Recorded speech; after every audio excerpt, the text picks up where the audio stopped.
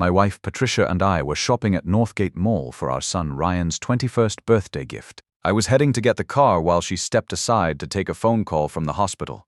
Nothing unusual there. She was always on call as a hospital administrator. I'm Gerald Hawkins, 60 years old, and after 30 years as a Seattle police detective, I thought I'd seen everything. I was wrong. I was almost at our silver pickup when an older parking attendant approached me. Something in his expression made me stop. He looked like a man carrying bad news, the kind of look I'd seen plenty of times in my police days. "Excuse me, sir, is that your wife?" he asked quietly, nodding toward Patricia, who was still on her phone about 50 feet away. "Yeah, that's her. Why?" He pulled out his phone, hesitated for a moment, then looked me straight in the eye. "My name's Eugene Palmer. I work security here, Tuesday through Saturday. 2 weeks ago, I saw something you need to know about." My detective instincts kicked in immediately. This wasn't random small talk. Something in his tone, his body language, told me he had information I wouldn't want to hear, but needed to know. "You need to see this," he said, turning his phone toward me. The video was security camera footage, grainy but clear enough. August 24th, 3:47 p.m. There was Patricia in the same parking garage, kissing a man in surgical scrubs. Not a quick peck, a real kiss, comfortable and practiced. The kind that comes from repetition, from familiarity, from something that had been going on for a while. I watched it twice, my cop brain automatically cataloging details. The man's height, his build, the way Patricia leaned into him without hesitation. 25 years of marriage, and I'm looking at my wife with another man like they'd done this 100 times before. "I debated showing you this," Eugene said quietly, studying my reaction. "But I've seen this pattern before. He's been here 4 times in the last month. Always around 3:30. Always with her. Pattern, evidence, documentation." My police training took over, pushing down the emotional reaction and focusing on facts. Don't make assumptions. Gather information first. Who is he? Don't know his name. Surgical scrubs. Always the same dark blue ones. Drives a black BMW. Parks in the same spot every time. I handed the phone back, my hands steadier than I felt inside. "Why are you telling me this?" Eugene studied my face for a long moment. Something flickered in his eyes. Recognition maybe, or something deeper I couldn't read. "Because if it were me, I'd want to know. Better than living a lie for who knows how much longer." Patricia was wrapping up her call, heading toward us. I had maybe 30 seconds to process what I'd just learned and decide how to handle it. 3 decades of interrogating suspects and reading people taught you to control your reactions, to never show your cards until you're ready to play them. "If you need more evidence," Eugene said quietly, "I've been documenting everything, Tuesday through Saturday, 2 to 10. You know where to find me."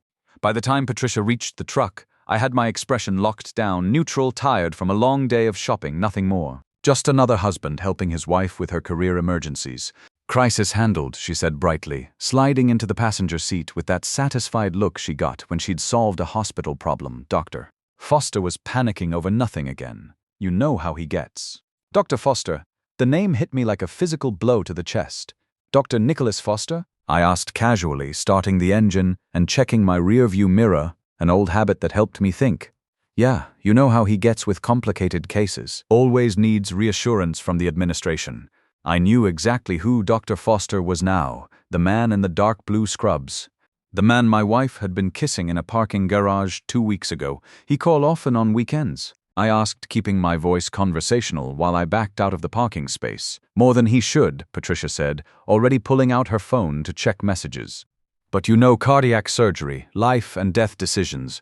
He values my input on the administrative side of things, I'll bet he does," I thought, but said nothing.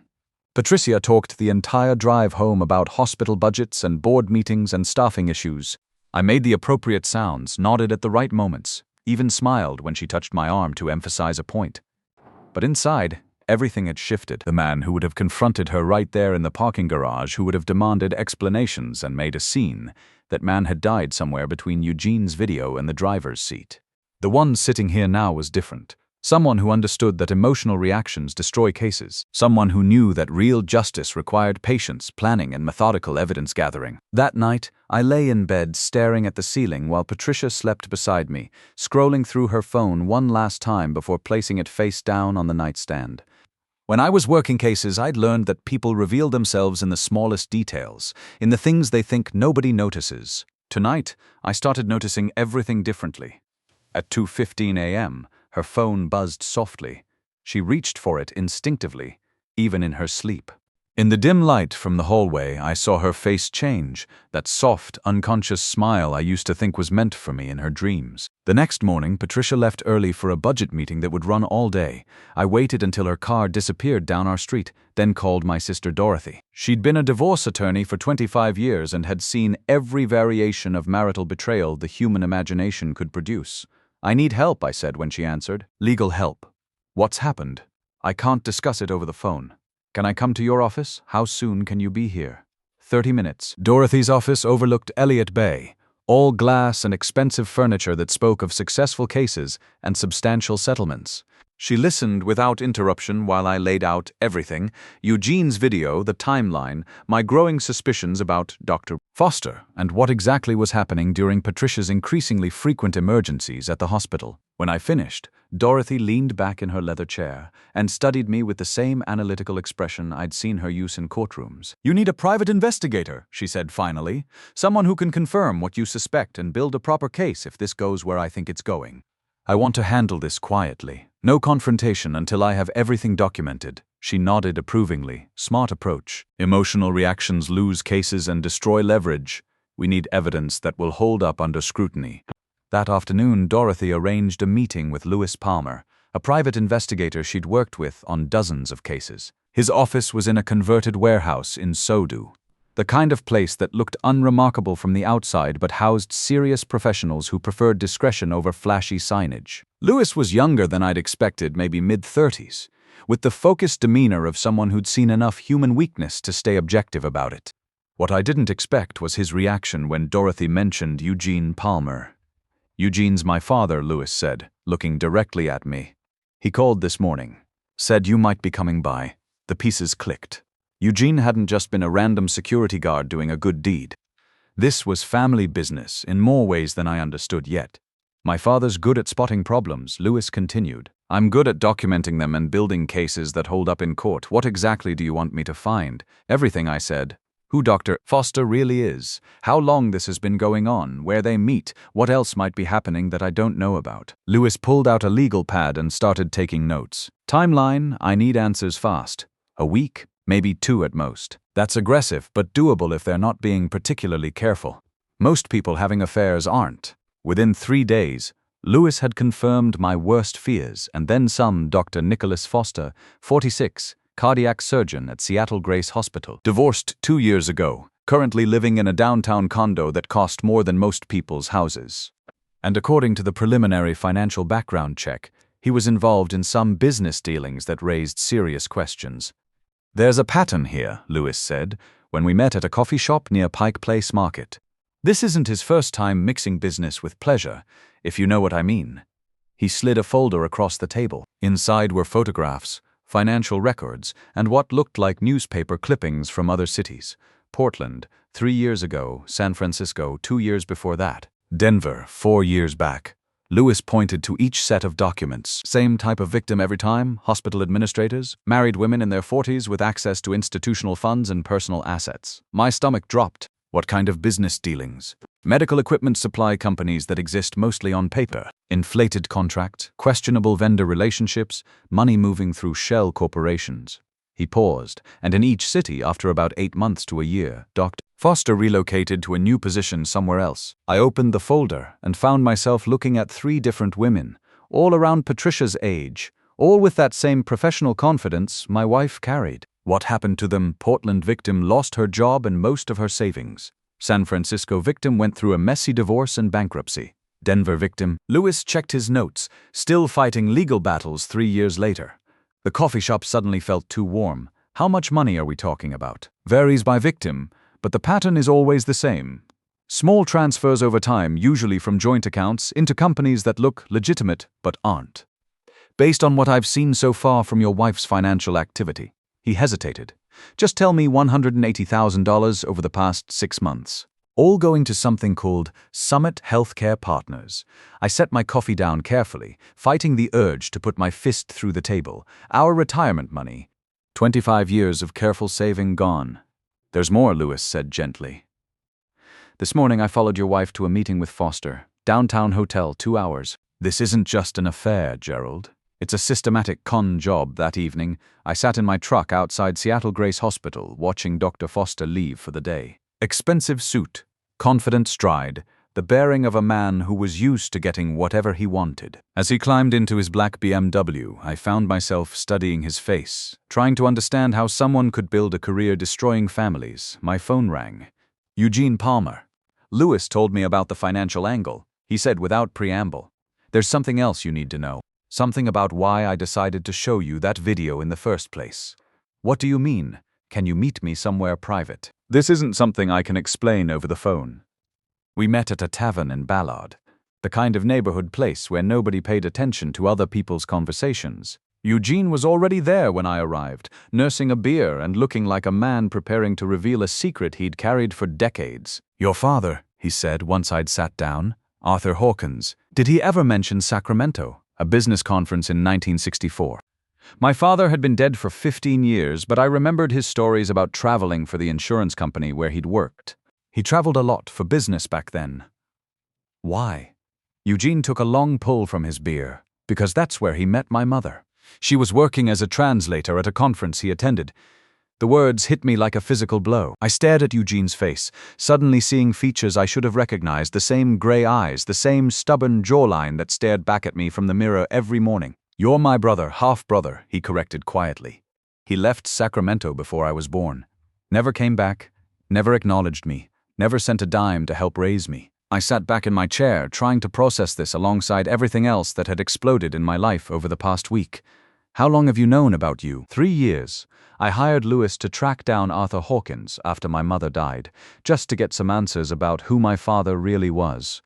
Found out he'd died, but discovered he had a son in Seattle, a retired police detective who ran a small construction company. "You've been watching me, not watching. Just aware. And when I saw your wife with that surgeon, when I realized the same thing that happened to my mother was happening to you," he shook his head. "I couldn't let her destroy your family the way he destroyed mine." We sat in silence for several minutes, two men in their 60s discovering a connection neither had expected. Finally, Eugene reached into his jacket and pulled out a manila envelope. "There's something else Lewis found. Something that makes this bigger than just your wife's affair." Inside the envelope were financial records, corporate filings, and what looked like FBI documentation. As I read through the papers, the scope of Foster's operation became clear. This wasn't just a doctor having affairs. This was organized fraud spanning multiple states and potentially dozens of victims. "Lewis thinks this could be a federal case," Eugene said. "Wire fraud, conspiracy, maybe racketeering if the pattern goes back far enough." I looked up from the documents. "What are you saying?" "I'm saying you might not have to handle this alone. The FBI has been building cases against medical fraud networks for years. If we can connect Foster to his previous victims, if we can get them to cooperate, we could take him down completely." Eugene raised his beer. "And make sure he never does this to another family." For the first time since seeing that video in the parking garage, I felt something other than anger and betrayal. I felt hope, not just for justice, but for the possibility that something good could come from all this destruction. The next morning, I called Agent Timothy Brooks at the FBI's Seattle field office.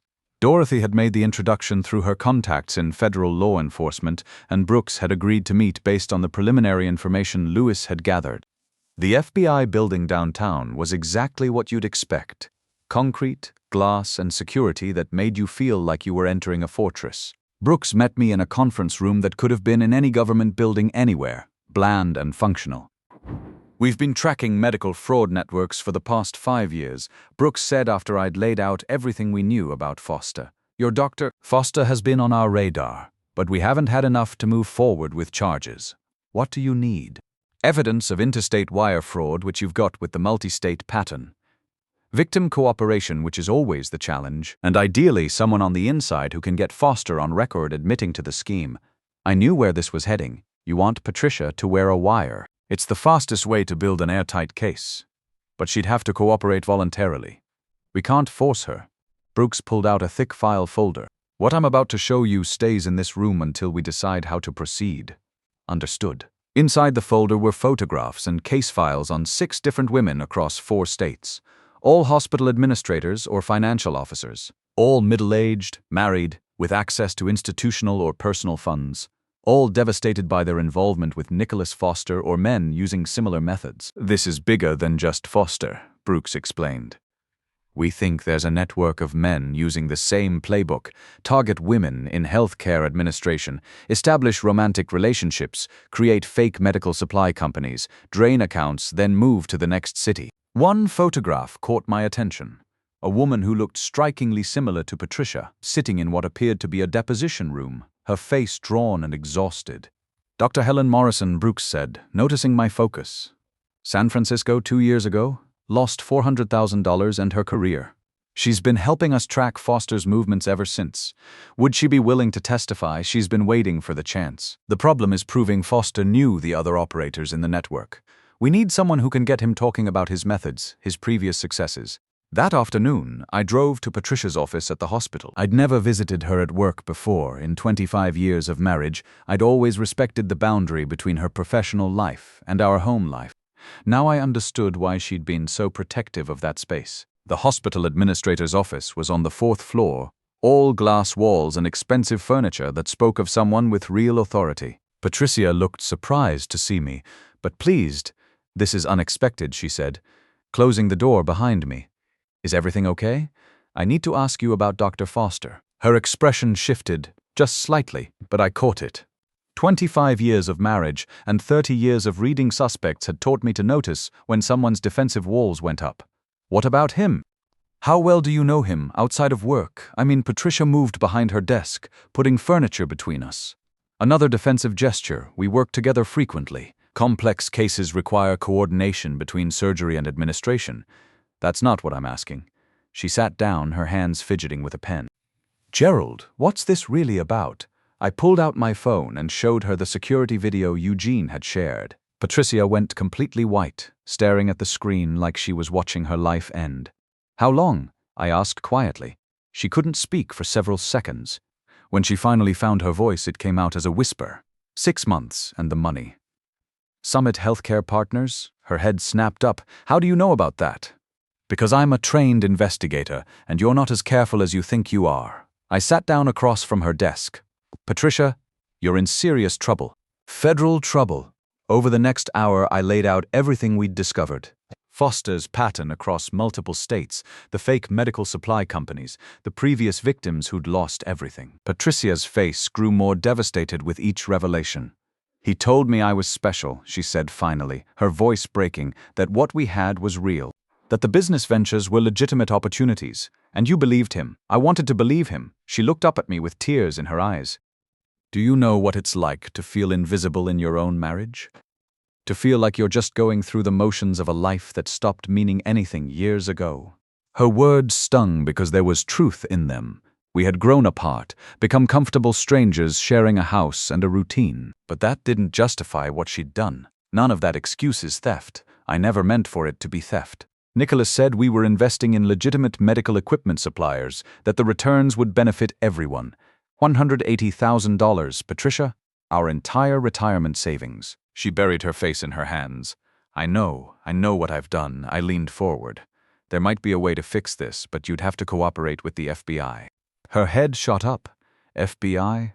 Foster's done this before. Multiple times, multiple states. They want to build a federal case, but they need someone on the inside. You want me to betray him. I want you to help stop him from destroying other families the way he's destroyed ours." Patricia was quiet for a long time, staring out the window at the Seattle skyline. When she finally spoke, her voice was steadier. "What would I have to do? Wear a recording device, get him talking about his methods, his previous operations. Give the FBI what they need to put him away for a long time, and if I do this, Agent Brooks says they can offer immunity from prosecution. You'd lose your job here, probably lose your career in hospital administration, but you wouldn't go to prison." She looked at me with something that might have been hope. "What about us? What about our marriage?" I adjusted my rearview mirror, that old habit that helped me think through difficult moments. "Our marriage ended the day you decided to lie to me. This is about preventing Foster from hurting other people." Patricia nodded slowly. "When would this happen?" "Soon. Foster's getting suspicious about increased scrutiny. If we're going to move, it has to be now." That evening, I sat in my kitchen with Eugene and Louis, planning the operation that would bring down Nicholas Foster. For the first time since learning about Patricia's affair, I felt like I was back in control. The recording needs to be natural, Lewis explained. Patricia should tell Foster she's scared, that you're getting suspicious, that she needs his advice on how to handle the situation. Eugene nodded. Men like Foster can't resist the opportunity to demonstrate their superiority.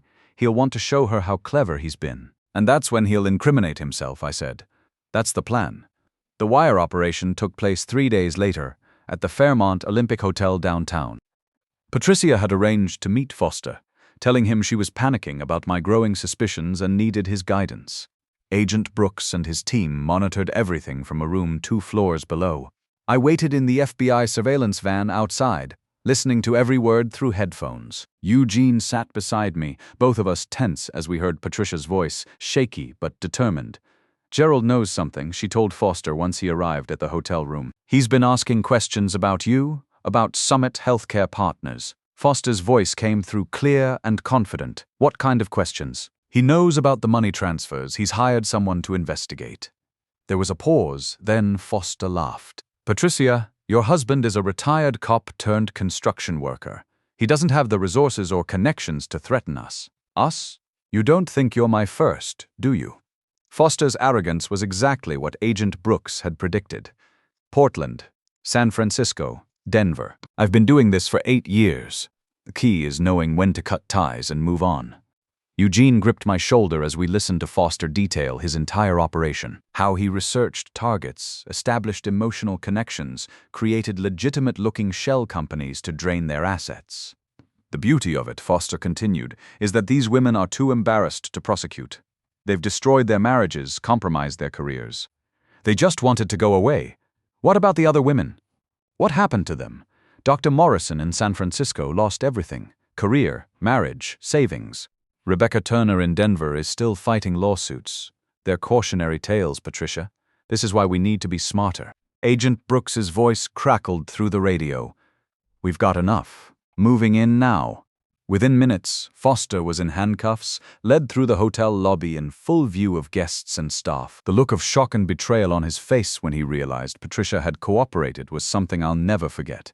The federal trial took 4 months. Patricia testified under immunity, as did Dr. Helen Morrison, Rebecca Turner, and 3 other victims who came forward once news of Foster's arrest broke. The evidence was overwhelming. Financial records, recorded conversations, a pattern of fraud spanning 8 years in 6 states. Foster received 18 years in federal prison. His medical license was permanently revoked, and all his assets were forfeited to provide restitution to his victims. The divorce proceedings were straightforward. Washington state takes financial fraud seriously, especially when it involves stealing joint marital assets. Patricia kept her $401K and walked away with about $200,000. I kept everything else, the house, the construction business, and what remained of our retirement savings after restitution. 6 months after the trial, Patricia was working as a medical billing clerk, earning a fraction of her former salary. Her career in hospital administration was finished. She moved to a small apartment in Redmond and started therapy twice a week. I don't hate her anymore. Hate is exhausting, and I'm 60 years old with better things to do with my energy. She made choices that destroyed our family, and now she lives with the consequences. That's justice enough. The most surprising development was my relationship with Eugene. We discovered we both loved the Seahawks, preferred coffee black, and shared the same habit of adjusting rearview mirrors when thinking through problems. Blood doesn't make family, choice does. Lewis and I started a consulting firm, helping other people who suspect financial fraud in their personal relationships. Eugene officially retired from security work but helps with surveillance when needed. We've already assisted in 3 cases similar to mine. Last month, I got a call from Agent Brooks. Another medical fraud network had been discovered, this time operating out of Phoenix and Dallas. Foster's network was larger than anyone had realized. We need experienced witnesses for the new trials, Brooks explained. People who understand the pattern and can help juries see how these operations work. I agreed immediately. Patricia did too, though we don't coordinate our testimony. Some boundaries are permanent. Ryan came home for Christmas, bringing his new girlfriend from Portland. He knows we divorced because of his mother's affair, but he doesn't need the full details of her financial crimes. That's a burden he doesn't deserve to carry. You seem different, Dad, he said as we watched the Seahawks lose another game. More settled somehow. He was right. For the first time in years, I felt like I was living my actual life instead of going through the motions of someone else's expectations. I've been seeing Dr. Helen Morrison for the past few months. Two people who understand betrayal, learning to build something honest from the wreckage. We take it slowly, but there's hope there. Eugene and I meet for coffee every Tuesday, comparing notes on cases and sharing stories about the father who abandoned him but shaped both our lives in ways he never intended. Sometimes the family you find is stronger than the one you're born into. My construction business is thriving. Word spread about how I handled Foster methodically, legally, with integrity and tact. Clients respect that approach. Seattle has plenty of contractors, but not many who've proven they can solve complex problems under pressure. The house feels different now, quieter, but not empty.